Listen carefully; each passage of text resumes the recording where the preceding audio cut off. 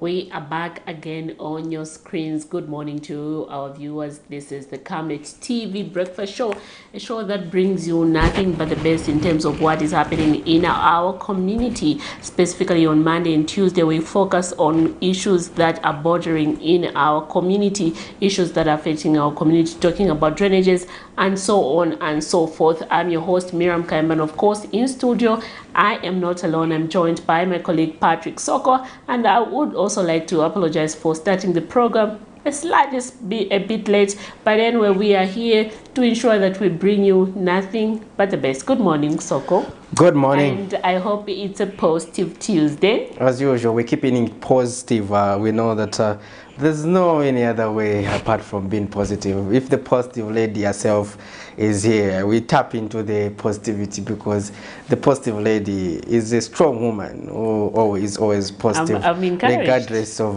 the circumstances, the turbulences. The positive lady always keep that smile. I'm encouraged. I'm very happy. You know, you chuffed me even more. You know, I even feel more positive right now. You can imagine, because every time we sit on that chair, I think he gets the same vibe, you know, yeah. When he's coming out, he's speaking, as the coffee says, I'm just tapping into Miriam's positivity. And they say, well, amen. Let's keep it positive and let's work. Amen. Indeed, we are going to ensure that we keep it positive, and you, our viewers there, can do so. Just a reminder to our viewers that exactly at 0740 hours, we'll be opening our phone lines so that we get, you know, interacting with you on some of the various issues that we are going to be looking at in our political sector, and we'll be later joined by a guest in studio who's going to help us discuss our topic this morning. But right about now, let's get direct into our health corner and just see what the doctors have for us this morning.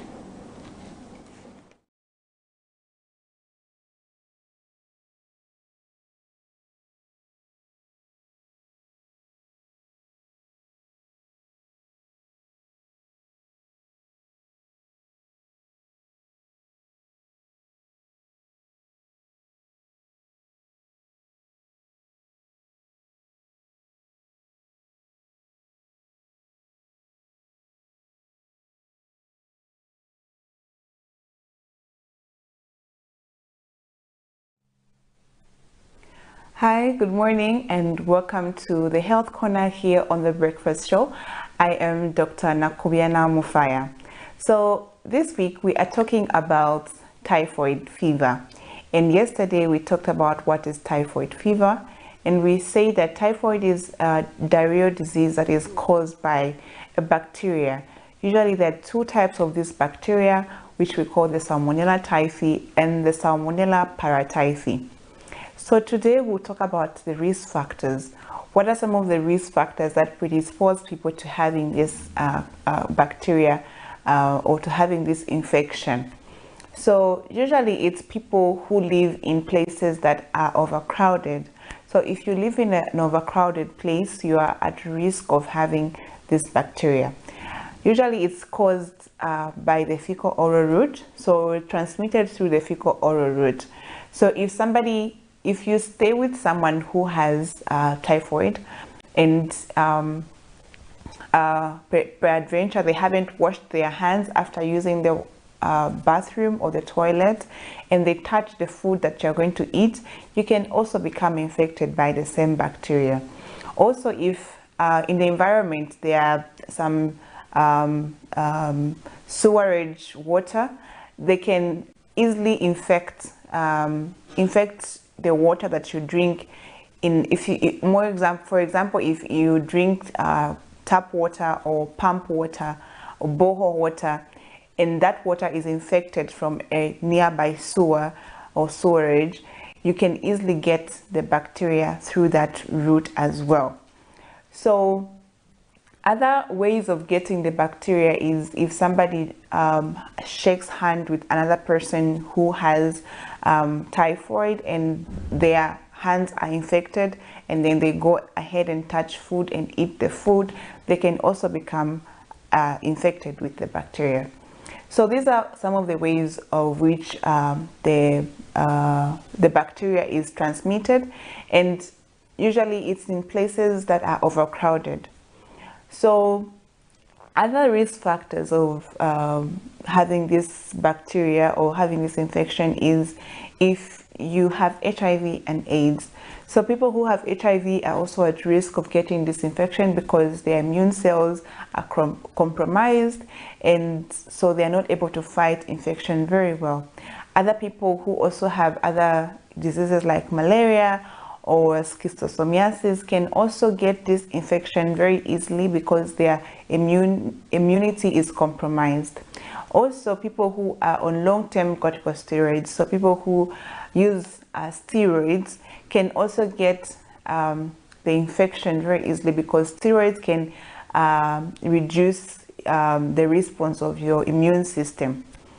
So these are ways in which somebody can get the infection. So it's important that you know exactly if you are having symptoms of this infection. So tomorrow we'll talk about some of the symptoms that you need to look out for in case you suspect that you are having typhoid fever. So look out for tomorrow. Make sure you watch again and invite your friends, invite your family. If you miss any episodes, you can always watch my YouTube channel, which is Dr. Nakuyana, where you will find all these videos and so many others. If you have any questions, make sure you reach out to me on Facebook at Dr. Nakuyana, and I will be glad to answer or help in any way that I can. I'll see you again next time. Make sure you stay blessed and stay healthy.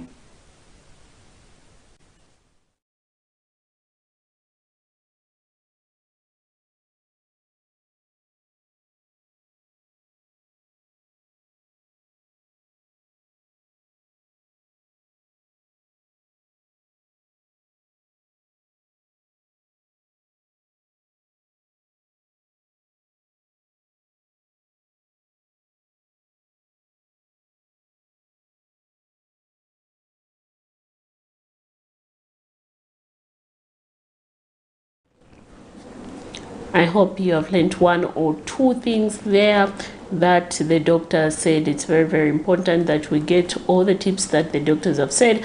However, if you feel like you're experiencing some of the symptoms that the doctor did allude to, just ensure that you visit your nearest healthy facility. Very, very important. But right about now, let's get direct into our money market. Wow. This is how it is this morning, Miriam Kaimba. You can see we start with the US dollar. We are seeing that one United States dollar is buying at 22 kwacha 580 ngwe and selling at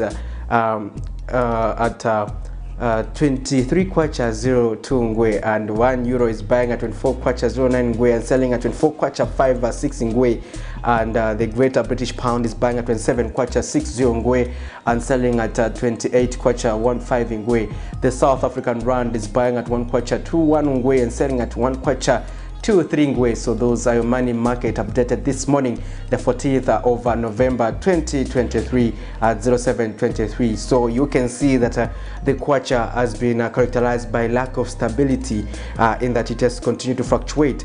It is not static. That means that more needs to be done to make sure that we have a stable and strong currency, because this is important towards us making a rate of progress in terms of addressing various social and economic issues that may be affecting the country. And when we talk about the cost of living, it brings us to the subject of how inflation has been failing in terms of it is currently trading at 12.60%, and that means that prices of commodities have been increasing at that margin, and that is not good, because the target for the 2023 national budget, as outlined by the finance minister Dr. Stumbeko Msokotwane, was that Zambia's inflation should be within the target range of 6 to 8%. But however, we are seeing that because of such disparities in the economy, the inflation has not been kept in check, and we are seeing that the kwacha has continued to underperform. So this is despite the central bank, the Bank of Zambia, putting in place measures such as the revising of the statutory reserve ratios to ensure that they reduce the frequency at which people are borrowing money from the central bank. We've seen that the kwacha has still not yet made some progress, because also other economists we have spoken to, like Trevor Hambai, have been of the view that this is because the kwacha is under severe pressure, and just revising the statutory reserve ratio does not provide a sustainable and stable intervention. So what is sustainable is to address the root causes that are behind the escalation of the depreciation of the currency. But we are seeing that we have been highly an import country. So if we maximize our exports, that's the one way and sure way of addressing the kwacha volatility, because it means that we are going to inject more dollars into the economy. If we are not able to inject more dollars into the economy, it means that the kwacha continues to be under stress. So we need to maximize production. So we need to produce more to be able to export more as a country. And that way we are sure of making tremendous progress towards stabilizing and strengthening our local currency, the kwacha. Exactly, Patrick Soko. And talking about the cost of living, let us now move forward to zooming in some of the headlines that made some of the stories that made headlines yesterday in our main news, where we did see the governing United Party for National Development has cascaded Economic and Equity Party leader Shilfia Tali for suggesting that President Hakainde Hichilema has not done enough to address the cost of living. UPND National Trustee Grace Chavube says President Hakainde Hichilema is aware of the challenges the people are going through and that he is committed to resolving them. Let's get to play that story. We will be back. With economic fundamentals such as inflation being off the target range, criticism has been growing on President Hakainde Hichilema's administration's ability to reduce the cost of living. The kwacha is now trading between 22 and 23 kwacha against $1. Inflation is at 12.60%, and prices of essential commodities such as meal have gone beyond the reach of many Zambians. And Economic and Equity Party President Shilfia Tayari has advised the United Party for National Development UPND administration to explain to the people the challenges it is facing to meet some of its campaign pledges, such as lowering the cost of living. Because their problem has been pointing at PF. No, PF did this, PF did this, PF did this. But unfortunately, as it is, people, when they compare PF and UPND, things are looking better on the side of PF. So it is a wrong strategy to be comparing yourself to somebody who left a bag of midi meal at 120 when you are selling a bag of midi meal at 300. So they should have avoided that. But UPND National Trustee Grace Chavube has castigated Mr. Tayari for suggesting that the UPND has underperformed, further stating that President Hakainde Hichilema is having sleepless nights in order to address the cost of living and challenges affecting citizens. What comes to my mind is, why abantu nangulo obunga buli pa 55? Why nangulo obunga abantu bale chitapa 120? Still more abantu bale pimisha pamela. Abantu bale flying amasoya pieces. So if I think to ila chitafe okuchita mislead abantu abashiri mu politics. I'm talking to my fellow politicians. Don't mislead Zambians. Tieni tubeba abantu is true panshi tapali bwino palinsala. But don't think HH is sleeping. No, it's not sleeping. Echo mwene HH nomba bafwana. Ukutila no bazedns baingila. Baleta ko obunga buli affordable. Still mwelo babuletele buli obunga mwaleta mu politics. Politics tairiwe chiriwa ni nchito shenu. So, those are some of the things, some of those vuvuzelas. Efe tulefo yokumeba fiakutilati. We as UPND tatwa kwata place mu UPND iya kupela ma handouts. And Ms. Chavube has advised former President Edgar Lungu against daring President Hichilema. It is the president who was supposed to say stop what you are doing. Those were the children of somebody there. Those were the children of somebody there. Abo abantu mwaipe adishi abana ni maofani imwepo mchidi. So what is supposed to kufilecha phone safe ni Lungu. Fidiafi neba President HH ne efe bale shesho kutila no kadalism. Is better seleshile isa kuli HH but abantu aba Zambia na bakwata freedom. So actually ati mudi ife fyonse if yakutira walipa yabantu you are supposed to go in akusunga like an egg then watampo kulanda ndiyebwelelapo kutumpoko yezona uko kutumpa muchinyanja ati nikupusa huko chifukwene nakulela vose na vibalinga nakamba ati nzikale maybe you can change for the better so amona church you are not changing for the better elo alanda tuko kutumpa and is sure uko kutumpa bantu abana babene bali panshi imwe abana benu epo bali. Patrick Soko, Camnet News. Well, there you have it. Those are some of the stories that we are looking at pertaining to zooming the headlines. And our dear viewers will be getting your calls right about now. In case you want to join the conversation, the phone lines are open. Miriam Kaemba and I will be glad to hear from you, especially those of you on social media. Keep giving us those messages.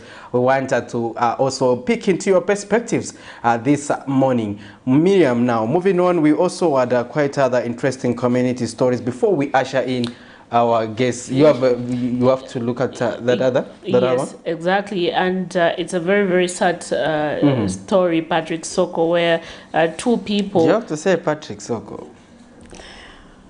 Okay, we can continue. Really, Patrick? I thought you called me Miriam Kaemba. And my name is wrong. Is long. Miriam, it's a long name. Oh, okay. I thought I called you Miriam, so I was wondering to say, why can't you replicate? Patrick Soko, your name is short, so the Soko is short, the name is short, so okay, you can proceed, madam. Anyway, but Soko, like I said, this is a very sad story where two people died in an inferno.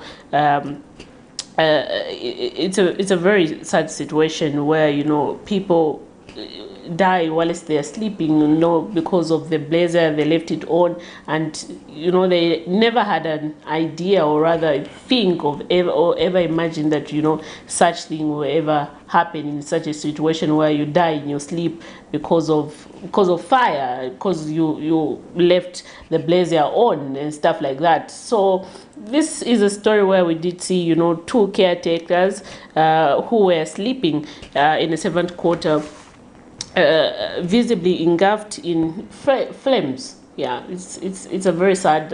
Even, you know, trying to imagine what they were going through at that particular moment. But my condolences to the family. Yeah. Indeed, it is a sad story. But let's have a look at that story, and we'll be back. And let's keep those messages coming on our Facebook page. Majira, we hope you have already joined in and that you have already sent us that message. Let's go straight into that story.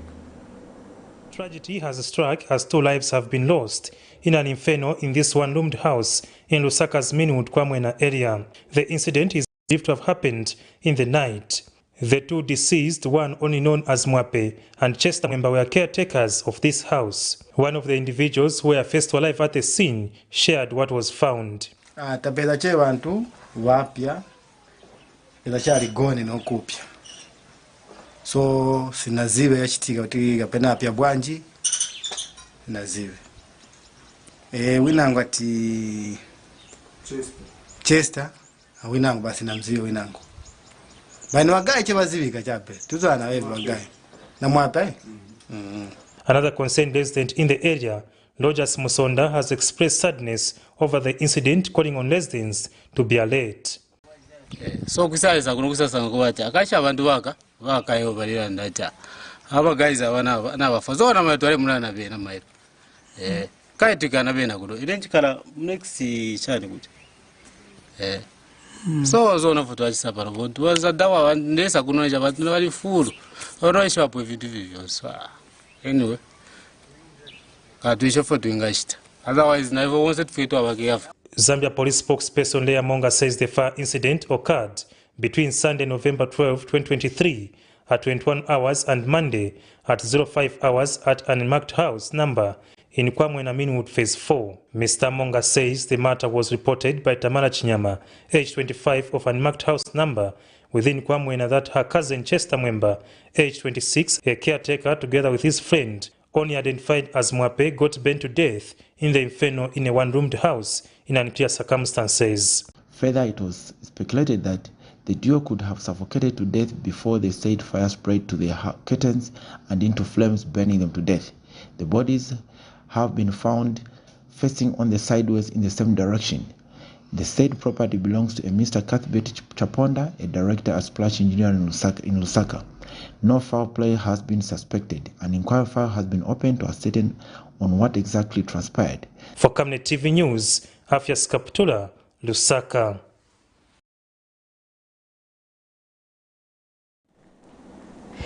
There you have it. That's a sad story indeed there in a Minhood area, and let's always be cautious, especially with braziers when we are putting braziers in the house, you know. And the candles also are a serious danger to in terms of leading to fires. I can just imagine what they were going through, you know, like burning to death. Yeah, and if you see how that house, if it's difficult to exit out of such house, it's intact. If you see. Yeah, so now let's have a look at another story where we've seen that the citizens have expressed concern pertaining to the delayed justice system in the country, and they are calling on authorities to make sure that justice delivery is enhanced, because we remember that President Hakainde Hichilema did underscored the need to ensure that cases, especially those bordering on corruption, winded up within a period of 3 months. Now, another story where in Karikiriki Ward 35, Councillor Shadlake Mwanza has described the demolition of makeshift structures by the Lusaka City Council at Saida's head office, IBEX Hill, as inhumane. Mr. Mwanza says that the traders applied to the council after they were notified to vacate the area.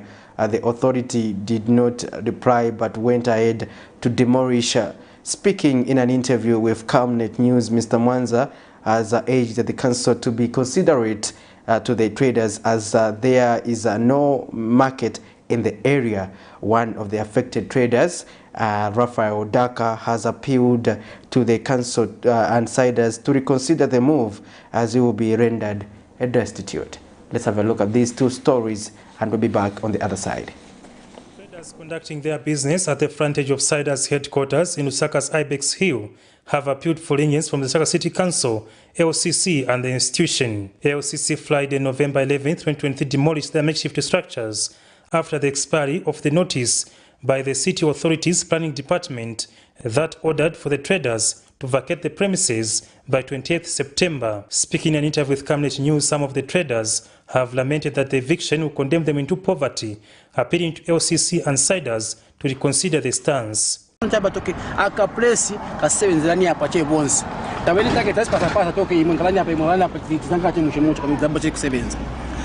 Now wakamba batipishire tutiendere tu, like what happened for Friday. Where are we going to go? There are no markets in Ibex. There are no markets in Ibex. So wakamba watosa pan. Yes, they want us to vacate the place, but where are we going to go? Tienda mabaya tiambe kuvina. Tizali tukwanisa kusunga wana mabaya. Mwandi stamp na mwandi batitandizire tipempa. Ndiye pempo yathu chape. Kulibekwa mina tingaende. Tifutika chape ise. Tikusunga abantu ambili maningi bana makolo bathu adalira mulise. Manga mutipisha mutifutisa, so tizachita bwanji. Sitingaende mtauni namo banapisha. Maya tizachita bwanji tife na njara ise shuwa titandizireni shuwa tapapata tiangane mponi mwe bantu tise bantu banu. Meanwhile, area councillor Shadrack Mwanza is dismayed by the demolition of the makeshift structures that came without replying to the appeal of the traders. Because those people are vulnerable, I'm telling you, they have nothing to do and they are surviving out of that. So if you just go there and just demolish like that, disperse them without giving them an alternative, then we are killing our own people. Those are Zambian people. They are not, even if they were foreigners, they cannot be treated the way they were treated. So I think I'm appealing to Lusaka City Council to look into the appeal that those people made, because there's an alternative that can be made. They can be taken the other side of siders. In September 2023, LCC advised the traders to appeal against the eviction, and one can only suggest that the demolition means it was rejected. When you do something illegal, an illegality remains an illegality. So these traders have been given 28 days within which to appeal. For Camnet TV News, Afias Kaptula, Lusaka. While it is true that justice delayed is justice denied, the Zambia judicial system has continued registering late conclusions of court cases, especially criminal cases. One notable case is that of former Zambia Air Force Commissioner Eric Chimese, who was only acquitted in May this year, years after he was arrested in February 2019. Human rights commentator Michael Zulu has attributed this to poor workmanship among those in the judicial system. What I see, I think, is a lax approach towards, matters of judicial nature. And I think that is where we need, to again remind ourselves and our comrades in the judiciary and the civil service in general, that there's still this laxity towards public duty. Cases, that should have been dealt with within days, take years, So it's a question of just love for the job and, wanting to do work, start your work at 8 o'clock, But rarely you never see a case start at 8 o'clock in our country. Kelvin Mwemba, a Lusaka resident, has echoed Mr. Zulu's sentiments. There are some cases here now where many of court, there are many evidence, the truth. So ndiye mechimali ngesa kuti ma court cases yakaletrei. Then chinangu nichifukwa chakuti ndapeda kuti case vaipereka court. Then chifukwa cha lawyers vamene handling that case. Ndapeda kuti all cases straight chifukwa cha kuti lawyers vena ngofuna ndalama. Vazayeserera njira ili yonse kuti vazinguruse case that ku redrainment. So in that case, chimalengesa kuti ma court cases yakaletrei. For Eric Musongo, inadequate infrastructure in the judiciary is a major contributor and wants government to build more buildings for the court. See, we do not have adequate spaces for the courts. Hence, we have seen numerous cases taking long in order for them to be sorted out. If we had buildings, the Ministry of Justice, if they can embark on building more court space and expand the workforce thereof, then we wouldn't have these problems that we are having over the delayment of cases. We would have had cases handled fast and swift. Now, because of that, we have that delay. According to Global Access to Justice Project, some delays are due to circumstances beyond control. However, the failure by judges and magistrates to deliver judgments in a timely manner is seemingly another issue to address. Vincent Piri for Camnet TV News, Lusaka. On 8th September 2023, members of this community vowed to bury the incomplete bridge along the Chazanga-Kabanana Road owing to a slow pace of work at the bridge. The road was closed for 2 months since 9th August 2023 for the installation of the culverts at the corner of Angels Clinic. However, months down the line, residents of Kabanana area have expressed displeasure with how the rehabilitation work was conducted. The residents fear with the onset of the rains, their houses will be flooded. One of the residents, Anton Simpasa, alleges that the poor workmanship on the bridge is due to funds under the Constituency Development Fund, CDF, being pocketed by those in charge.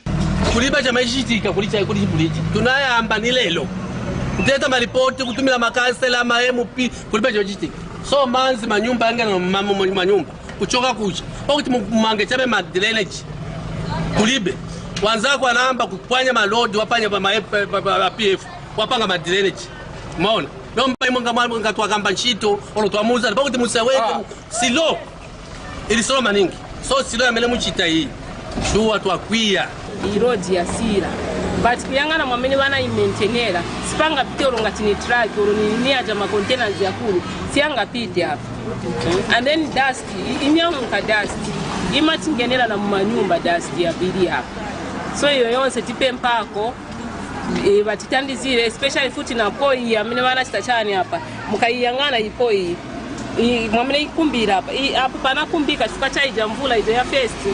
That's why panakumbika hapo.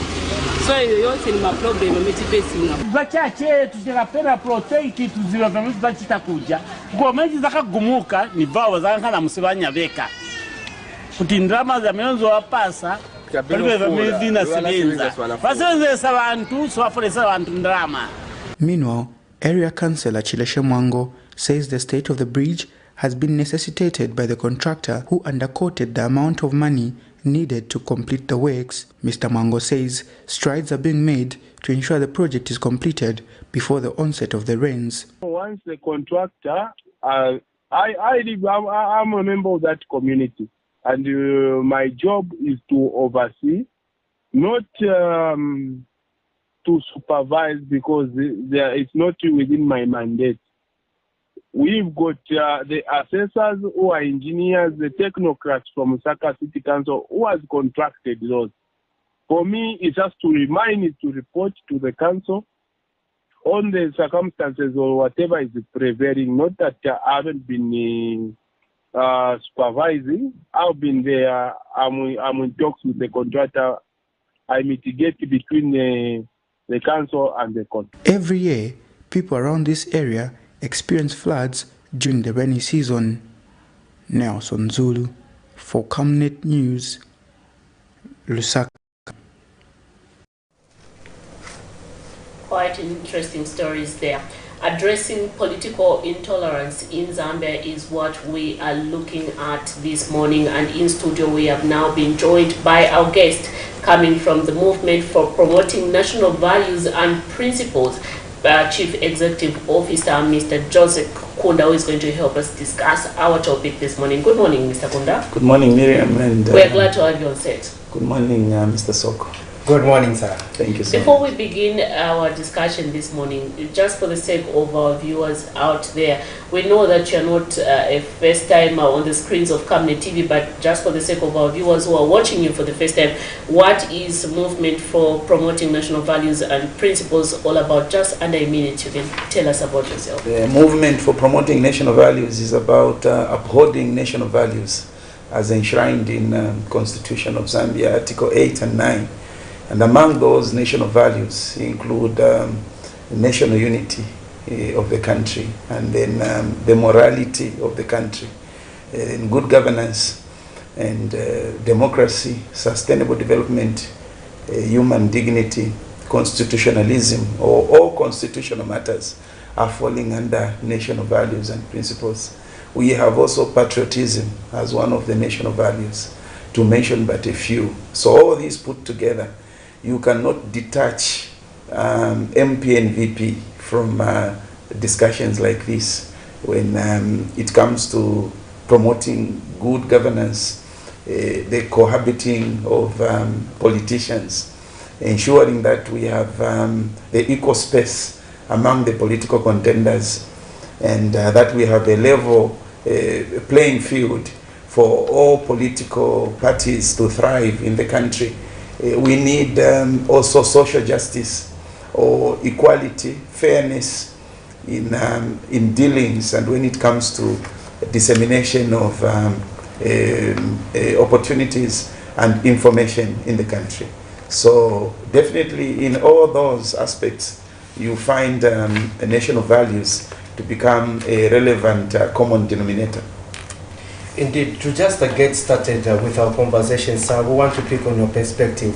There has been a general growing tendency that Zambia is experiencing a shrinking civic space, in that there's been quite a lot of political intolerance between those in power and those in the opposition. First of all, we just want to pick your general perspective. What have you observed? You've been through various administrations. You have seen how various administrations have handled these issues. Now, those in opposition feel that the country is experiencing a shrinking democratic space. Do you share that perspective as well? That is what everyone in the opposition is saying. They are saying their freedom of expression is being trampled upon, and they are not being given enough space to participate equitably in building up our country.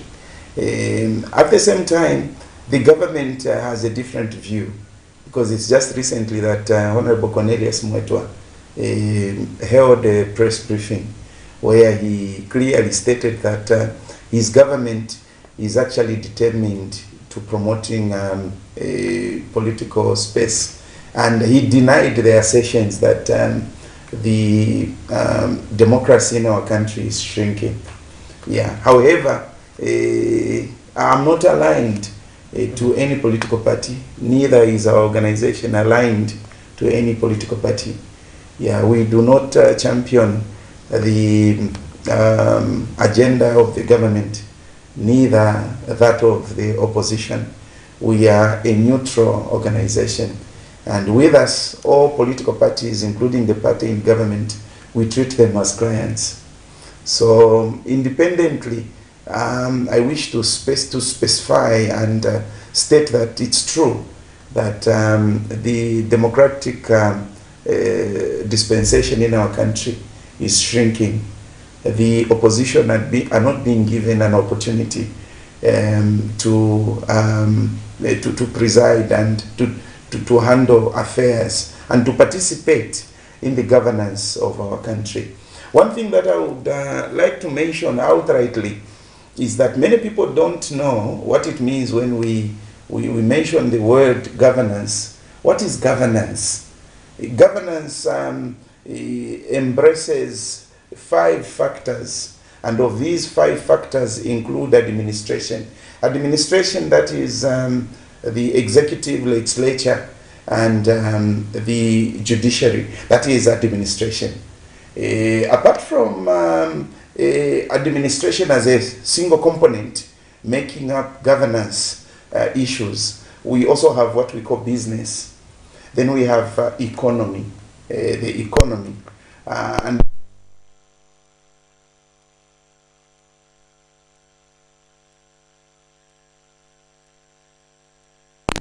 all non-profit making institutions, the church mother body or religious institutions, and the traditional leaders as well, all registered entities and associations that are non-profit making in nature, they fall into that category. And then we have the other aspect of governance, which is political parties, politics. That include the party in government and the opposition. All these put together is what makes what we call governance. So it's not about the UPND. Governing a country is not about UPND, a party in government. No. Everyone must be included. And I'm glad to mention that when President Hakainde Hichilema was in opposition, as an opposition leader, he always insisted on the need for the government to be inclusive. And in fact, whenever they felt excluded and not engaged, the UPND made sure that they frustrated all efforts of the government. I remember when they shut down the Bill 10, the UPND had come up with a massive campaign to make sure that Bill 10 doesn't succeed. And when it failed, there was a celebration at Community House. People danced. I still see them dancing.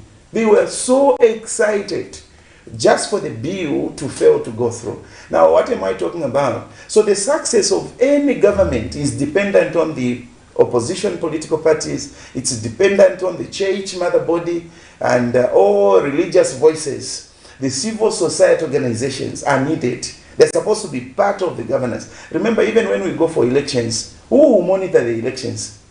It's the civil society organizations that monitor elections. They are there in all polling stations monitoring the election. It's not the international community that monitor elections. Yes, they come to observe, but we need to engage all these civil society. They are part of the, and this is one thing that we need to work on in this country. You know, those in government must stop perceiving the opposition as their adversaries, as if they are enemies, you know. They're supposed to be their compatriots. Yes, they are competing, but they should not eliminate the opposition. But now, what is happening in our country? What is happening is this. Let me state it for people to get it so clear about the contention and the confusion now that we are seeing. What is happening is that the ruling party knows that for them to continue existing in government, also to go beyond the 2026, they need to make sure that the voice of their contenders are reduced. They have to reduce the voice of their competitors. So now, the vehicles that are used, to drive into government, it's political parties. Political parties are nothing but modalities or conduits that are used by those prospective individuals who want to form government. They have to book a vehicle, which is called political parties. So those political parties are the ones now that are used. All those who wish to be in government, to form government, they have to use a certain vehicle for them to get there. Now, this is what the UPND government is doing. They are making sure that they paralyze the opposition. They paralyze them. They deflate their tires to ensure that they have no pressure in the tires. Because how can you drive using the rim only? How would the vehicle move on the road, So they are deflating tires.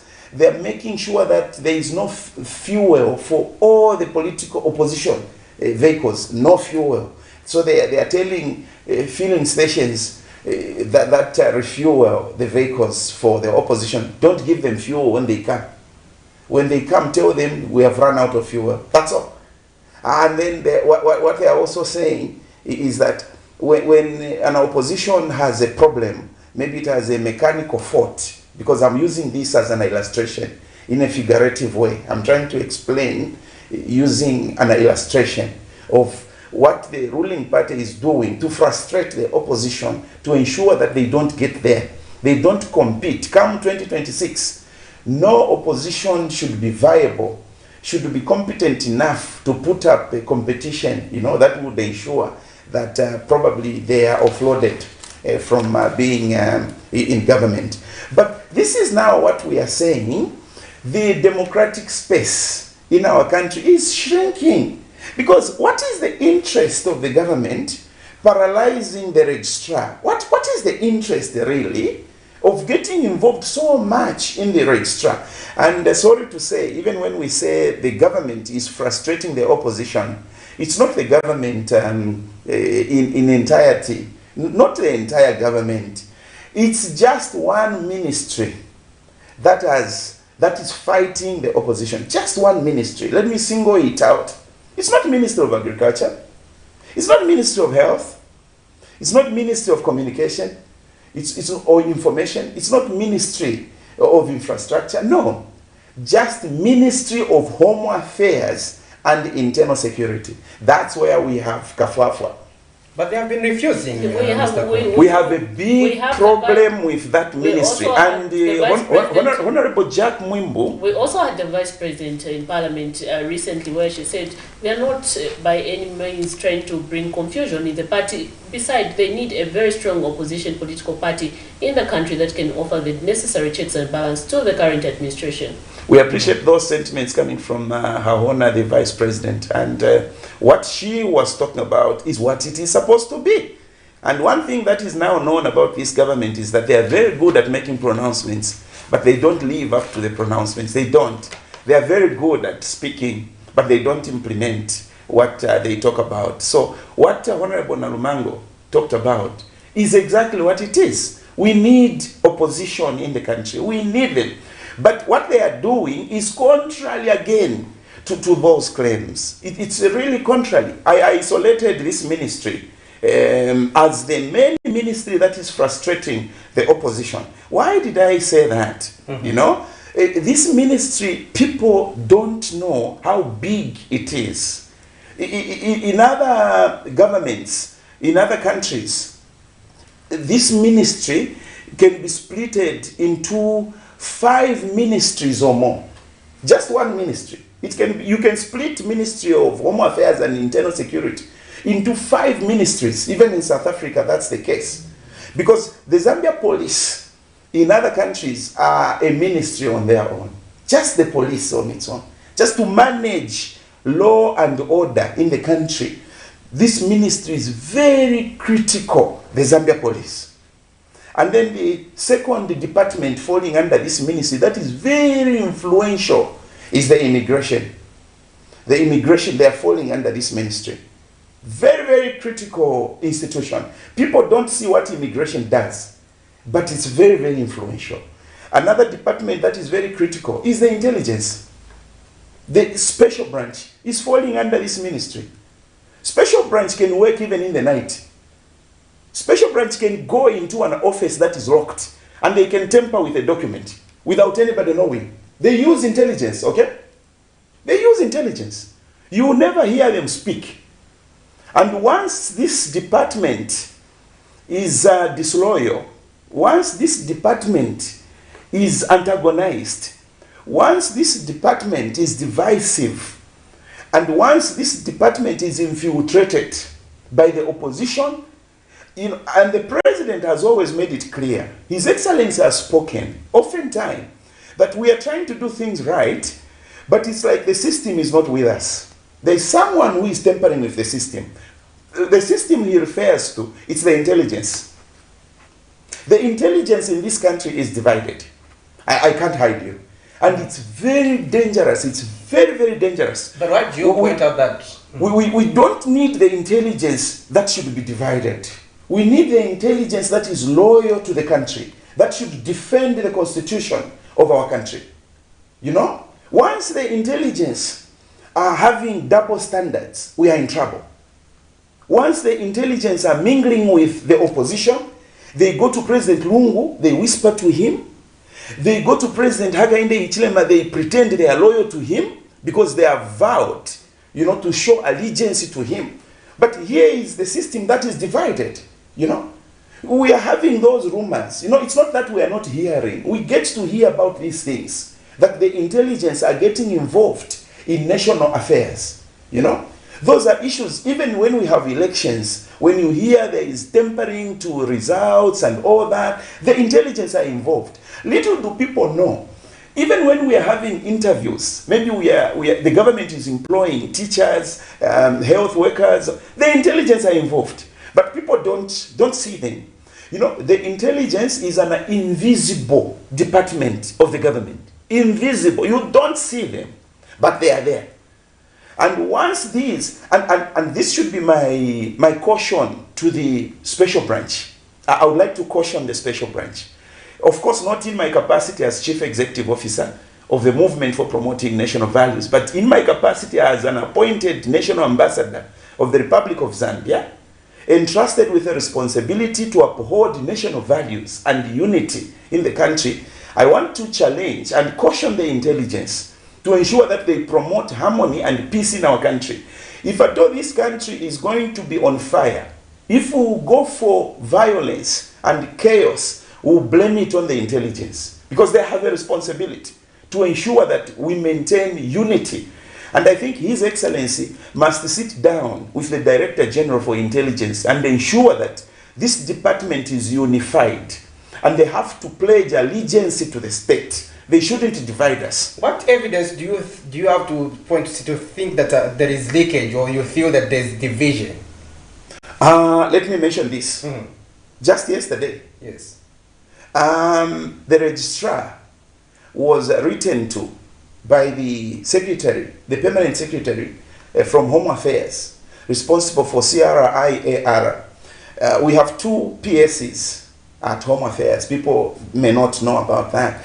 Him is responsible for internal affairs. He deals with internal and technical issues. Matembo. Then we have Akafumba. He has also another department. He has administrative duties also. And they've divided duties that they perform.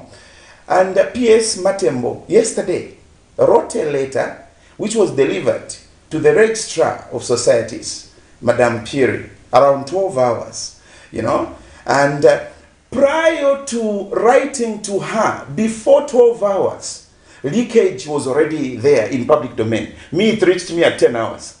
Don't ask me where I got it. That there is this letter which is written, she's being sent to PSMD, pending whatever allocation, or whether she will be terminated, or whether she will just be parked there, she will be getting paid for not working. And by the way, we have so many people who are at PSMD, they are just at home. They are being paid government money, but they are not given any job. We have plenty of them in this government, So rumor was there. Before the letter reached Madam Muhende, it was already in public domain. Now, after she received the letter, again, rumor was there. And me, I wanted to prove that it's not a rumor. I left home in the night, and I came to check somewhere. I found the police had surrounded the office of the registrar. And, this became a recipe for speculations that probably the government is tampering with the copies of that were issued by the registrar. They are trying to alter that document, that was released to the PF, indicating that the names of the PF bearers, office bearers, were not changed. Were not changed, and that list was given to the PF. Then the PF legal department wrote to the speaker, telling her to reverse the changes she made, and she was given 24 hours. Now, look at the panic that is there from the ministry. Why is Ministry of Home Affairs panicking? Why now? Is this the time they've realized that they needed to transfer the registrar? Why now transferring the registrar? So what were they doing? What were the police doing there?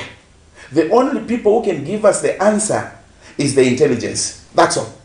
Because we cannot get into there to find out what was happening inside. It's the special branch that should tell us what was happening there. And all these things, it's the intelligence, because no one will tell us about what is happening and why this woman is being investigated, why some police officers were sent to her home to search. What were they searching?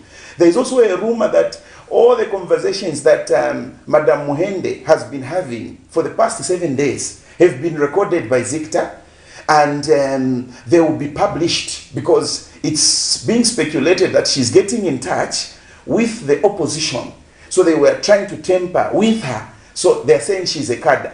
Now, all that information is coming from Ministry of Home Affairs. Then we have now the registrar. The registrar is falling under Ministry of Home Affairs. And not long ago, we have a video that is still in circulation. I even have it on my phone, where the PS was caught, discussing with the special assistant to the president for political affairs, Levi Ngoma. They had a discussion. But they refused that. Those are not their voices, Mr. And anyone can easily do. But anyone can easily distort that. With the high you remember technology that conversation? You remember that conversation when they refused that this is not authentic? They refused, but facts on the table proves that is how it was. That is how it was. No wonder even in Shindano, who was being cited, never even survived. He didn't survive. He was kicked out immediately. They can refuse, yes. But circumstantial evidence proves that they meddled in that issue. They nibbled on that issue. They frustrated the DP party and they ensured that Hari Kalaba was kicked out. Yes, they can refuse, but circumstantial evidence proves to that effect. And what is happening can be connected. There is a direct link of what happened that time. And remember, it's not just the DP party that was involved. Even the NDC party have gone through that. Prior to that, we also saw the previous administration involved in such maneuvers. We saw the NDC being at loggerheads within itself. It had two factions. Yes, please. We saw the MMD and we saw Nakachinda also being part of the move. Yes. So What do you have to say about that also? What I'm trying to say is, what I would say about that is that Honorable Cornelius Mwetwa qualified your statement that them too are following the same precedence of what happened. They are following the same precedent. He was very, very happy to cite that incident. He said, he even came with letters. How was Mundubile appointed as leader of, here is the letter. It was signed by just one person. It was just an instruction. So that is the same precedent that we are following. Was he right? So any precedent, whether it's a wrong precedent, we have to follow it. Yes, I know, during my study of law, when I was studying law, precedences are very, very important in law.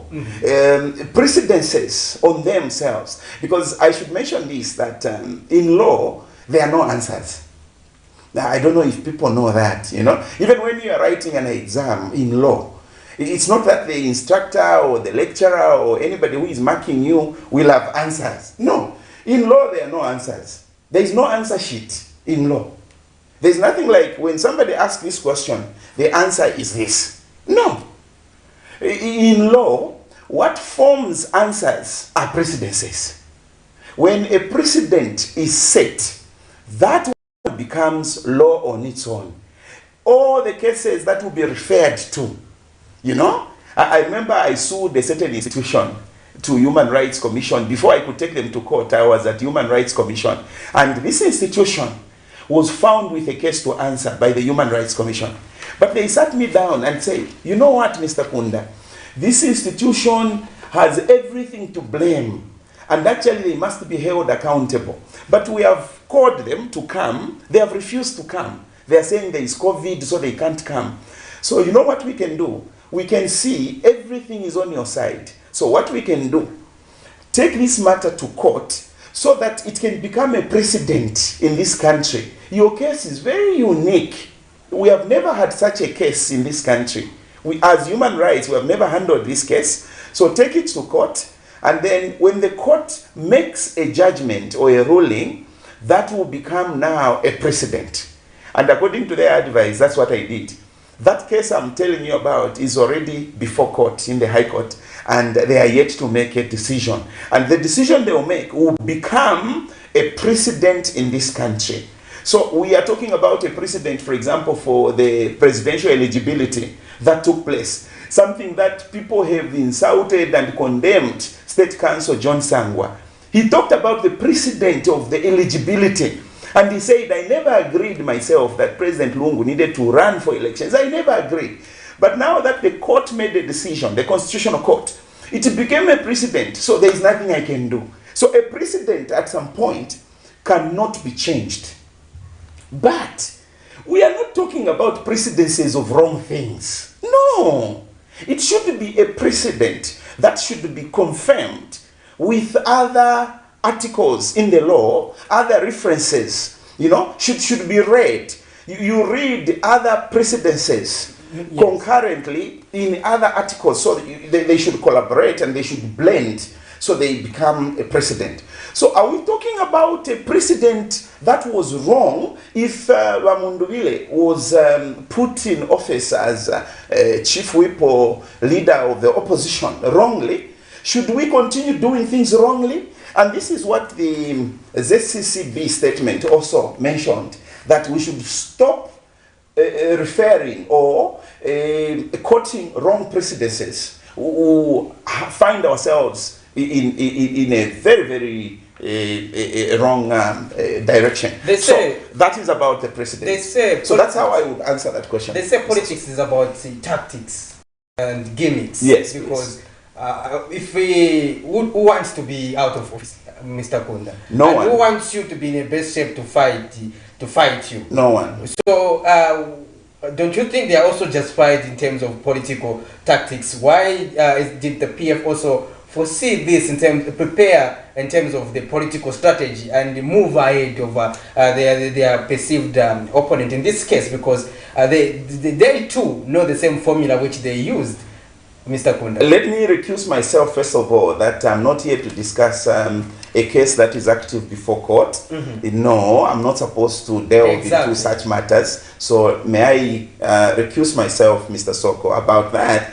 But then let me also say that we are now swimming in dangerous waters. Yes, you can say that, but let's not trivialize these matters, Mr. Soko. These are very sensitive issues, and those in government must be mindful that at this point in time, tension has started building up in this country. I can't hide you. Tension has started building up. Whether somebody would like to challenge me or anybody would think I'm alarming the nation, they are free to come and approach me. I'll tell them why I'm saying tension has started building. I know a lot about what I'm talking about. And this is not a simple matter, Mr. Soko. It's bordering on the national security, actually. It's a very, very sensitive issue, this one. So politicians must not forget the fact that they are handling a very sensitive matter by reducing the political space, you know, for other contenders in this country. You know, those they are wrestling with will have no option but to say, since we can't get justice even from the judiciary and from parliament, they would resort to shortcuts. We don't know what those shortcuts could be. And then the other thing is that the government should not forget, even those people who are handling matters are not always with them. No, this is a democratic country. You know, people are free to belong to any political party that they want to belong to. Even here, where you're working at Camnet, I know in journalism, according to your ethics, you don't have to say which political party you might want to side with. That is your secret, because you are people, you know, who moderate. You are in between. You don't take sides, you know. But even people who are under Home Affairs themselves, it's not all of them that are siding with the government. That's why information is leaking, you know. Something is happening the other side. There are still other people who are loyal to the PF. No wonder just following the law is the best. We just have to follow the law. So we don't want to do things simply because the PF did it, so we have to do it equally. No, we don't want to do that, or else we are putting fire, you know, in our own bosoms. So we don't want to have such a situation. Mr. Kunda, yes, my question would be, how can we as a country address political intolerance? This must start from the people who are in authority. It must start from His Excellency himself, because he's the one who swore, you know, to protect this country and to protect every citizen. It's his responsibility.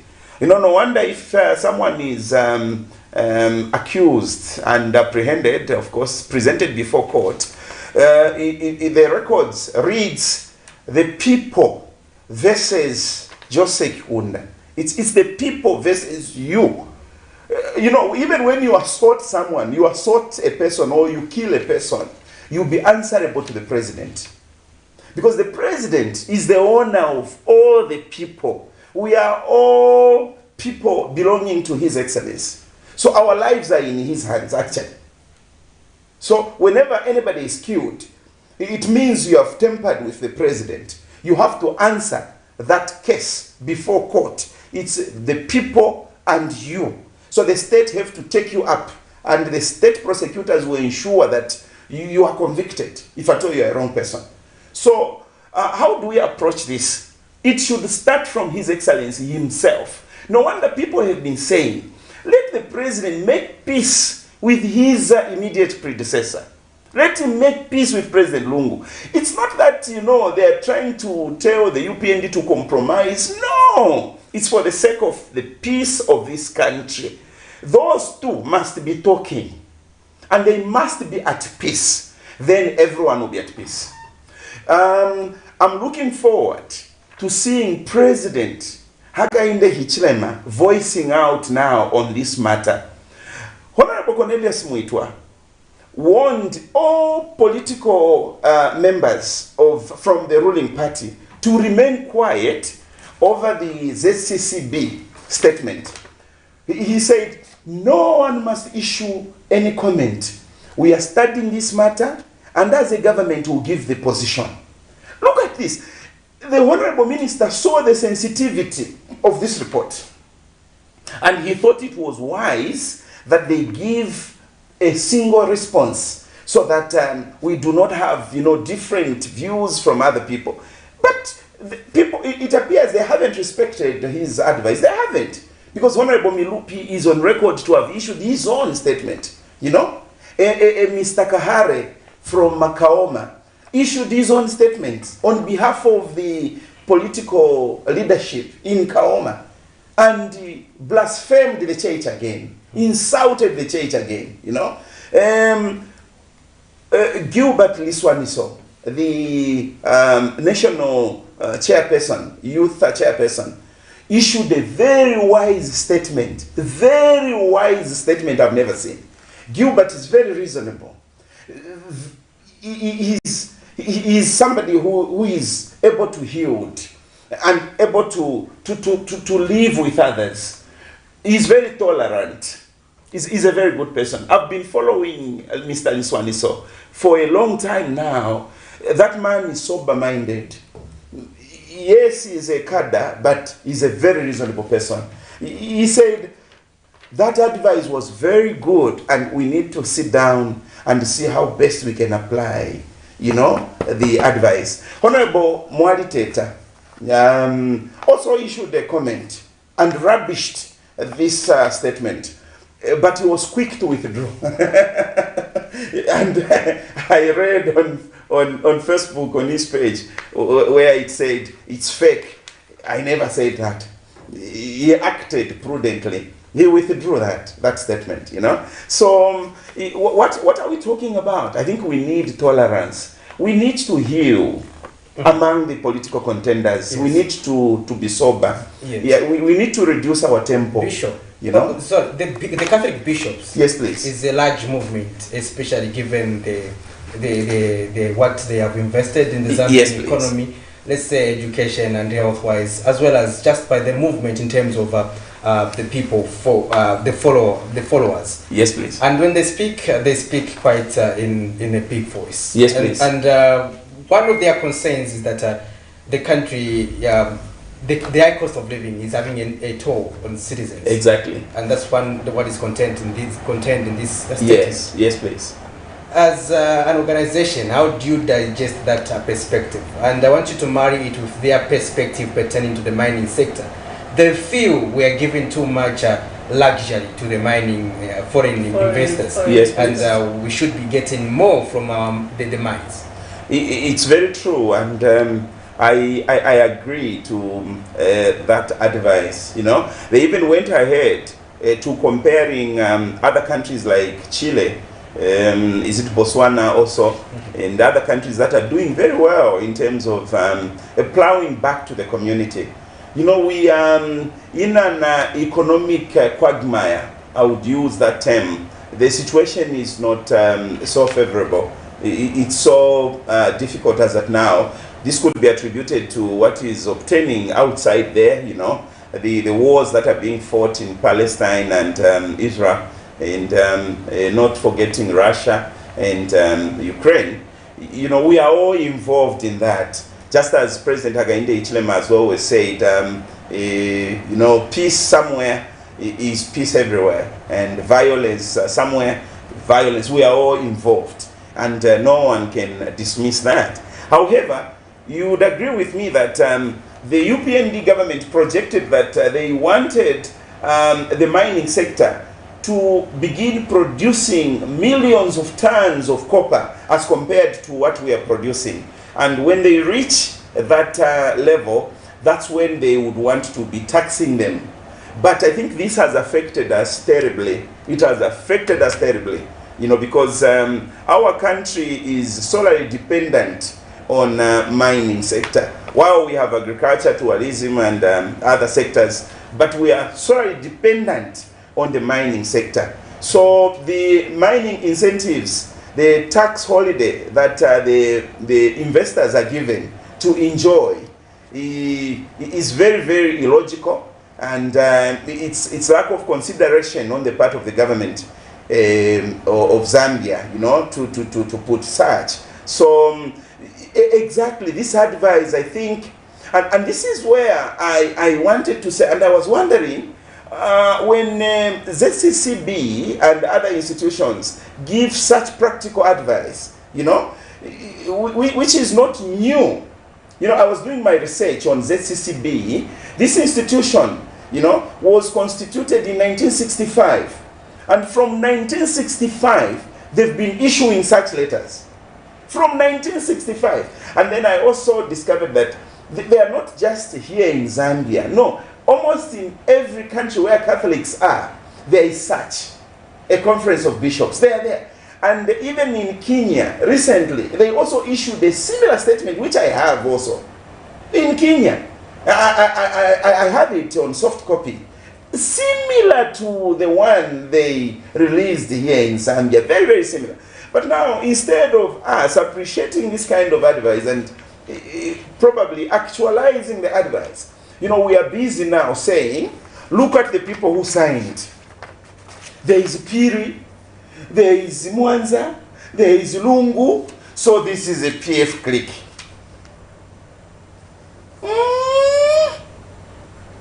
If we are to end up concluding like that, to say, no, since in Zambia, the army commander is from Western Province, since the ZAF commander is from Northwestern Province, although they are saying minority, but he's Kaonde, and he speaks fluent Kaonde, because the mother is Kaonde, you know, the ZAF commander. No, Zambia police is from this province, so this government is from this province. Is that justifiable? No, we don't say that. We don't say that. Even when we know that the appointments the president has been making are biased, and probably they are based on tribal lines, we still appreciate that this is the government of the Republic of Zambia. And when they write me, I will not say the person who has written me is a lozi, so it's useless. You don't say that. So why don't they justify that? You know? So we can't say simply because the people who are here, and by the way, it's not everyone who is from Eastern Province, from the look of things. No, others are from Eastern Province, yes, and they are a majority. But others are from Northern, Luapula. We also have other names, you know, like Mwempwa. Where is Mwempwa? This name, double E. Mwempwa. Mwempwa is not from Northern, no. There is another name that I could see here. Even when you see the name Musipu, Musipu. Do you find the Musipu in Northern Province? M-S-I-P-U. There is no Musipu there. Even this other name, you know, it is not found. Chinyama, Chinyemba. So it's not true that, you know, this list is only made up of people who are aligned to PF. And besides, these people, the bishops, met His Excellency at State House. They met, you know. I remember issuing a statement when they met. I said, this could have been an opportunity for the UPND to even apologize to their own nation for the sentiments used by the SG, Batuka Imenda, when he referred to the Archbishop of Lusaka as a Lucifer. I said that could have been an opportunity to render an apology. But they decided to remain quiet. And they never discussed to everyone, you know, whatever they discussed there at State House, they remained quiet. So, who knows? ZCCB was observing. They had given them an opportunity maybe to act on certain things that they told them. It's not a long time ago also, the former Archbishop, His Grace Telesfo Mpundu, also met with His Excellency. They met, they even posed with a photo, and they published. So, knowing Archbishop Telesfo Mpundu, knowing him as a person I've interacted with on one-to-one basis, a person I know very well, who is the chaplain and the chairperson, what do we call him, the patron for the refugees in Zambia. People don't know that, because I represent refugees in this country as well, you know, and I work with all the refugees in this country. And whenever we are having meetings with the refugees, I interact with His Grace Telesfo Mpundu. You know, I've listened to him. the man is firm. You can't change him. You can't change him. He's not compromised when it comes to social justice. He is firm.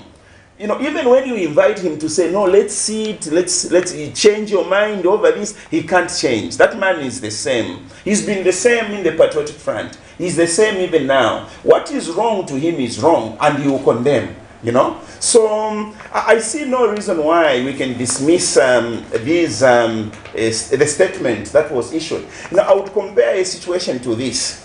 It's like Miriam, you know, sees my zip is unbuttoned, you know, my zip is not tied, and then tactfully she tells me, sir, adjust your zip, just adjust your zip, because we'll be on camera soon. Because sometimes Miriam comes to shoot me when she wants to get a statement from me. She would follow me wherever I am. Now she observes something and she says, dress properly, sir, before I can capture you. Is that the time for me to start quarreling with her? He said, Miriam, why are you telling me that? Don't you think my wife saw it? Why are you telling me? Is that the time to start quarreling with her? Honestly, when somebody reminds you about such, you know, you do it so quickly. So quickly. You know, you just have to turn somewhere as if you pretend you're doing something and you zip up. That's all. And after, you have to go back and say, thank you so much. I really appreciate it. I think this is what is needed on the part of the government. And I was happy yesterday I was following the program that was conducted by Pastor Chiluba, our director here at Camnet. He was interacting with the president for Economic Front, Winter Kavimba. And during the discussion, they mentioned about that. And Honorable Winter Kavimba State Council mentioned that in 2013, they wrote them a very powerful letter. Him said they even accused us, ZCCB accused us to have been responsible for certain people who disappeared, who died. And they said your government has even killed people. I think that was too strong. The Catholic accused them. And Honorable Kavimba said, instead of defending ourselves to the public, we responded to the Catholics page by page. That's what he said. We wrote them back and responded page by page. We never justified anything. Instead, we simply asked the church, would you guide us? We are not aware of individuals who were killed, whose cases have not been handled. Please avail us with information. I really enjoyed that part. I enjoyed that part very much. I think that's the way we should be. You know, sometimes, Mr. Soko, we should learn to accept advice even when we are not wrong. But Mr. Kunda, yes, just to cut you short, we yes, have please. seen that the UPND administration have not sidelined the church. In fact, we have seen the president on various occasions calling the church to come on board so that, you know, we can see how they can see how they can, you know, develop this country for the betterment of all citizens. I agree very much, and His Excellency has been engaging almost all churches. We have seen him engage the SDA, he has engaged the Pentecostal, the Evangelical Fellowship, he has engaged them. So on those bases, then we would say the government would listen. I agree with you. So we are looking forward to seeing how the government will respond over this. Because I also agree with you that this government has been engaging the church. So we look forward to seeing how the government might reflect and probably ponder on the advice that is given by the church. And we even look forward to seeing actually the church doing more than this. We, as an organization, we are appealing actually to the church to go beyond just writing the government. You know, let them make up a proposal and write the government. I don't think the government can refuse. They can't refuse. Any meaningful church, whether Evangelical Fellowship, you know, the church mother body, let them come up with some solution also over what we are going through. If they can write a proposal, engage His Excellency, and make a suggestion that they would like to meet His Excellency and other politicians probably, or maybe just President Lungu and His Excellency, let them meet with the church, you know, let them discuss. They can just tell us about the resolutions that could be made. I think we have an opportunity to reunite this country. We want peace in our country. To be honest with you, personally, I'm not sleeping. I'm not having peace of mind at all. I'm panicking so much. I'm panicking. Even when I see the postings that are coming on Facebook, it's giving me sleepless nights. I'm wondering, where are we heading? Are we at peace in this country? Every situation you find, the police are surrounded, you know, they are involved. You tend to wonder, are we at peace, you know? And I think His Excellency must step in to ensure that we get back to normal. We can't make progress as a country with all such differences, you know. We can't make progress. We have a war to fight. We need to fight poverty. We need to reduce the gap between the poor and the rich. We need to come up with advice even to the government, engage the government. And it's very unfortunate, you know, especially people from the opposition. They don't want this government to record progress. They don't want. You know, they are so resolved to frustrating this government. And again, when you ask them, they will tell you that that's what they also used to do. That's what they used to do. When we used to tell them that the economy was rough everywhere, they used to refuse. So we will also not accept. We can't have a situation where the whole opposition is now just fighting the government. You know, so instead of the government focusing on, I was listening to the presentation of Honorable Chishimba Kambwili yesterday on Facebook. He was attacking the government. He was saying, we can't have a situation where the Minister of Finance is not at Parliament. He's just moving about. He's somewhere, whether in China or what, and another person is answering questions on behalf of them. Is it the first time that a minister might not be there and someone is acting for him? Sure. Honorable Msokotwani is very busy, very busy. You are hearing about the debt restructuring that, you know, we are receiving now information that we have to restart the process because who is going to suffer at the end of the day? It's not President Hakainde Hichilema, it's all of us. But the PF was so excited, so excited. Can you see? It has failed. By the way, it has not failed. It has not failed. The negotiations are a success, and they will still be successful. It's just a setback, a little setback, and matters will still be ironed out. They will be sorted out. So this is the situation we have in this country, you know, where the opposition are busy fighting the government.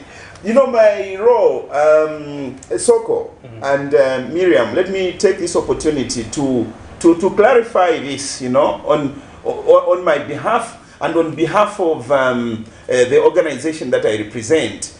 We don't side with the opposition. We don't side. Actually, we want to tour in the direction of the government because we want to succeed as a country. We want to succeed as a country, you know.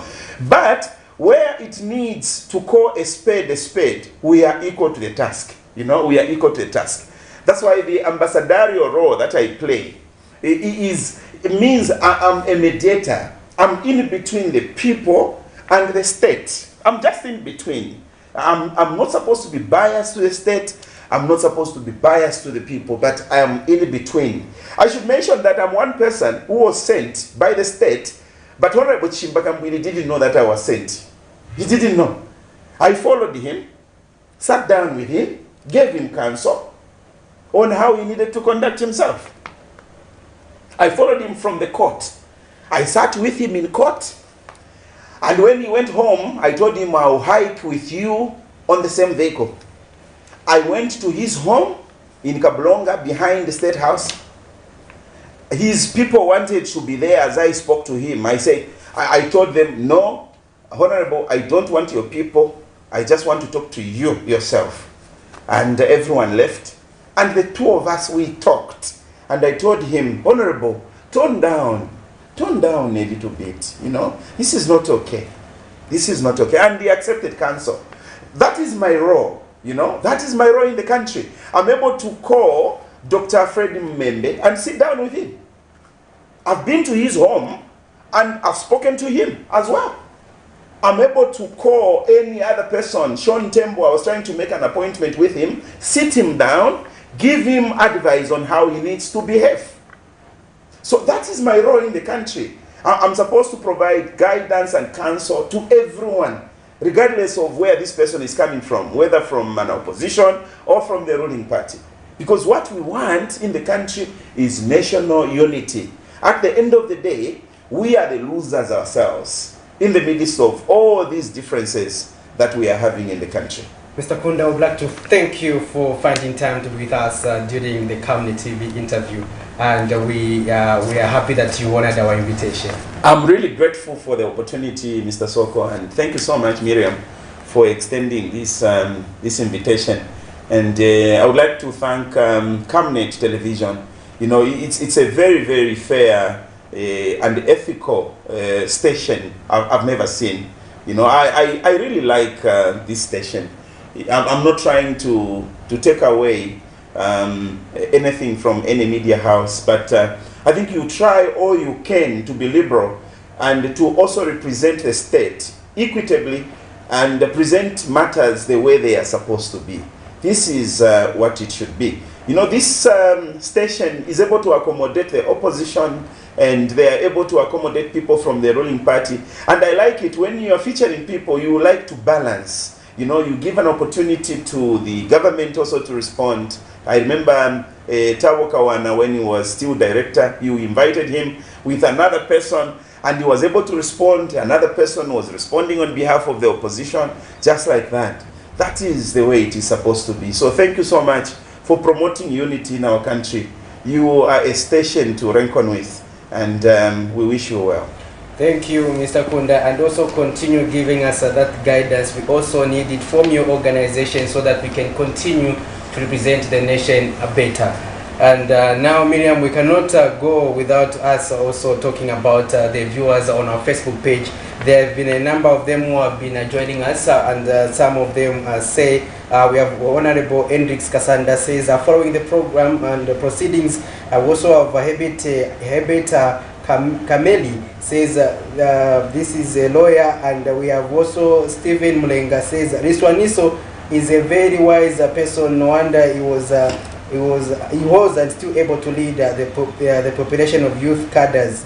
If there's one person who should gain after Sweet is Mr. Riswaniso. And we also have another one who is Mwenyamik. He says UPND is bitter. Why putting ECL in everything? I think that's the story that we had played when we were zooming in the headlines. Miriam. Exactly. Anyway, this is where we come to the end of our program this morning. And in studio, we were joined by Movement for Promoting National Values and Principles CEO Joseph Kunda, was helping us discuss, or rather talk about addressing political intolerance in Zambia. This is where we come to the end of our program. I was your host, Miriam Kamba, and Patrick Soko. For now, it's bye and stay blessed.